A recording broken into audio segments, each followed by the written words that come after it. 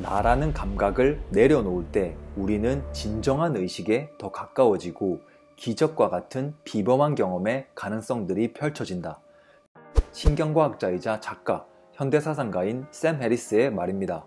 그는 우리가 우리 자신이라고 느끼고 있는 자아가 허상임을 알 때 더 깊은 의식을 경험하게 되고 그것이 수천 년 동안 각종 종교, 명상가, 영적 지도자들이 말하려고 했던 바다 라고도 말했습니다. 이런 철학적, 영성적 이야기 외에도 인류 역사상 가장 영향력 있는 천재 물리학자 아인슈타인도 인간은 자기 자신을 나라는 분리된 존재로 경험하지만 이것은 사실 우리의 의식이 만들어낸 착각일 뿐이다 라고 말하며 자아라는 착각에서 벗어나 모든 존재와 내가 하나임을 인식할 때 비로소 진정한 삶을 살아가기 시작한다 라고도 말했습니다. 하지만 우리가 살고 있는 이 현실 세계가 우리에게 체험시켜 주듯이 나라는 존재는 나로 느낄 수밖에 없고 저기 있는 저 사람은 저 사람으로 느낄 수밖에 없습니다. 나는 나로서 이 세상을 경험하는데 대체 어떻게 나라는 자아를 넘어서 그들이 말하는 더 깊은, 더 큰 나, 참 나로서 세상을 새롭게 바라보고 원하는 삶으로 나아갈 수 있을까요? 일단 자아는 의식이 만들어낸 착각이라고 하니까 의식이 무엇인지 이야기해보면 좋을 것 같습니다. 과학적으로 의식이 무엇인지 밝혀낼 수 있을까요? 혹은 영적으로 이 의식이 무엇인지 밝혀낼 수 있을까요? 샘 해리스는 두 방법 다 굉장히 제한적인 방법이라고 말합니다. 왜냐하면 의식이라는 것은 본질적으로 주관적인 것이기 때문이죠.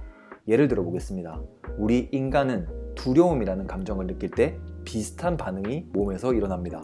교감신경이 활성화되고 손바닥에서 땀이 나고 스트레스 호르몬인 코르티솔이 급증합니다. 이러한 사실을 봤을 때 인간은 두려움을 느낄 때 특정 생리적 변화가 일어난다는 것은 객관적인 사실인 것은 맞습니다만 각자 두려움이 일어나는 상황과 범위는 천차만별입니다.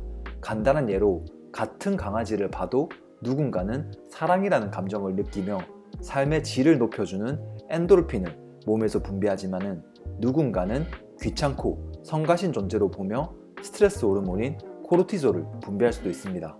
같은 경험에도 다른 생리적 변화가 일어나는 거죠. 그러니까 각 개인의 주관적 측면을 빼고서 의식에 대해 이야기하는 것은 반쪽짜리 이야기에 불과하기 때문에 특정 과학으로 의식을 이해하는 것은 굉장히 제한적이다 라는 이야기를 한 겁니다. 신경과학으로 접근해도 신경의 변화만으로 의식에 대해 해석할 수밖에 없게 되고 뇌과학이나 양자물리학으로 접근해도 같은 한계에 부딪힙니다. 그래서 영적인 측면에서 의식을 이해하려 해도 같은 진리도 각자의 주관적 해석으로 설명될 수밖에 없는 분야이기도 하고 증명이라는 것을 해낼 수도 없기에 이것 역시 제한적일 수밖에 없는 방법입니다. 그럼 대체 어떻게 의식을 이해할 수 있을까요? 샘 해리스는 의식을 경험할 때 진정으로 의식을 이해할 수 있게 된다 라고 말했습니다. 여기서 영상 처음에 했던 말로 다시 돌아가 보겠습니다. 나라는 감각을 내려놓을 때 우리는 진정한 의식에 더 가까워지고 설명하기 힘든 비범한 경험의 가능성들이 펼쳐진다. 그런데 여기서 이어지는 말이 있습니다.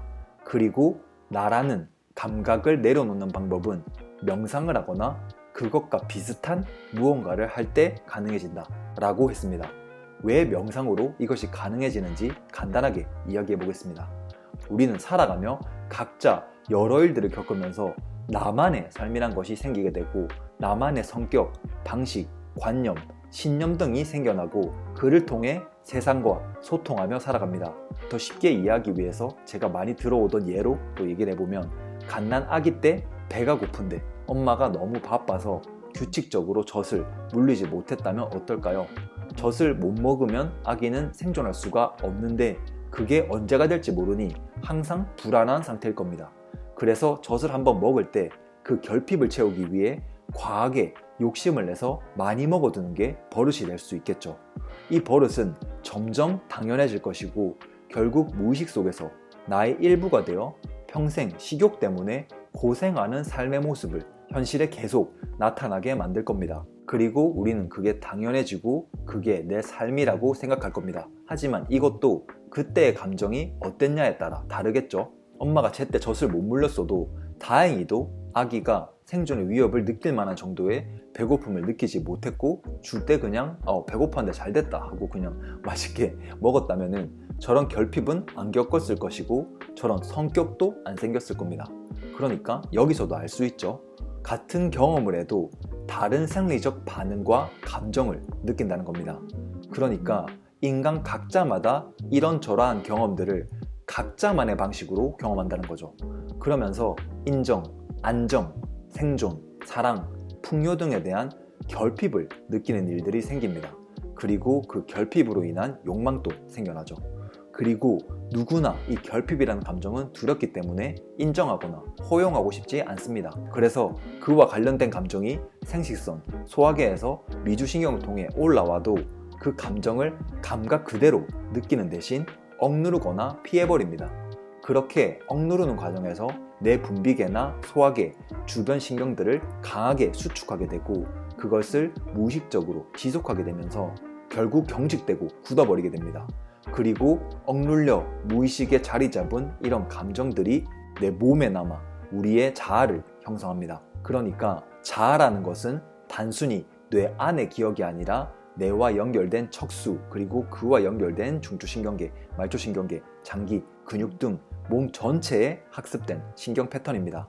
헤베 법칙에 의해 함께 발화하는 신경세포끼리는 연결되기 때문에 오랫동안 같은 방식으로 활성화된 신경세포들은 점점 그 연결이 강해집니다. 그래서 감정을 억누르고 피하는 자아로서의 내가 아니라 가만히 내 몸에서 올라오는 감정들을 느끼고 허용하기 시작할 때 우리의 신경 패턴은 원래의 나, 순수 의식에 가장 가까운 그 나로서 점점 돌아가게 되는 거죠. 그렇기 때문에 샘 에리스는 이렇게 말한 겁니다. 자아는 당신이 만든 환상이다. 그것이 환상임을 알고 그 자아를 넘어 내 안의 깊은 의식으로서 나를 경험하게 될 때 예수나 부처 등이 말하는 이야기의 핵심을 이해할 수 있게 된다. 그것은 우주에 대해 알려주는 것도 아니고 빅뱅 이전에 무엇이 있었는지에 대해서 알려주는 것도 아니지만은 인간 의식의 본질을 이해할 수 있게 해준다. 그리고 그 경험은 당신을 완전히 다른 삶으로 나아가게 만든다. 굉장히 명쾌한 말입니다. 각 분야 최고의 80% 이상이 명상을 한다고 합니다. 하지만 우리 현대인들은 쉴 때도 폰만 들여다보는 경우가 많기 때문에 정말 나를 들여다보는 내 안의 감정을 느껴볼 수 있는 깊은 내 안의 나를 느낄 수 있는 시간이 없습니다. 우리 모두 어떤 형태의 명상이든 좋으니 나를 더 느껴주고 내 안의 잠재의식의 가능성을 깨워주는 시간을 생활 루틴에 조금씩 추가해 보시길 추천드립니다. 명상하는 버릇을 들여보고 싶으시다면 제 채널에 있는 2주 명상 챌린지에 도전해 보시고 혹은 이 추상적이게만 느껴지는 몸의 내부작용을 더 제대로 이해해서 명상으로 이런 진짜 깊은 의식의 본질을 경험하고 싶다면 노에피 BFP 멤버십에 가입해 보시는 것을 추천드립니다. 모두 좋은 하루 되시고 다음에 또 다른 영상으로 찾아뵙겠습니다. 감사합니다.